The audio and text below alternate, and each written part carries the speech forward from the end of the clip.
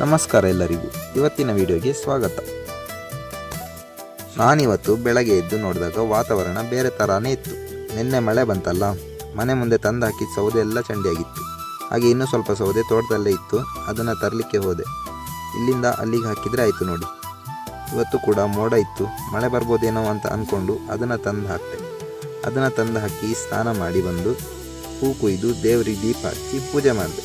ಅದಾದಮೇಲೆ ಸ್ನಾನ ಮಾಡಲಿಕ್ಕೆ ನೀರು ಬೇಕಲ್ವಾ, ಹಾಗೆ ಬೆಂಕಿ ಹಾಕಿದ್ದೆ.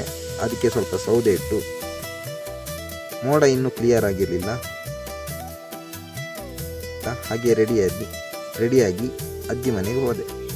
ಅಲ್ಲಿ ಮನೆ ಕೆಲಸ ಆಗ್ತಾ ಇತ್ತು. ನಾನು ಹೋಗುವಾಗ ಮಾವ ಪೇಂಟ್ ಮಾಡ್ತಾ ಇದ್ರು. ನಾನು ಅಲ್ಲೇ ಇಡ್ಲಿ ಇತ್ತು, ಅದನ್ನು ತಿನ್ಕೊಂಡು ಸೀದಾ ಮನೆಗೆ ಬಂದೆ. ಇವತ್ತಿನ ವಿಡಿಯೋ ಇಷ್ಟೇ. ಇಷ್ಟ ಆದರೆ ಫಾಲೋ ಮಾಡ್ಕೊಳ್ಳಿ. ಮುಂದಿನ ವಿಡಿಯೋದಲ್ಲಿ ಸಿಗ್ತೀನಿ. ಅಲ್ಲಿವರೆಗೂ ಕಾಯ್ತಾ ಇರಿ. ಬಾಯ್ ಬಾಯ್.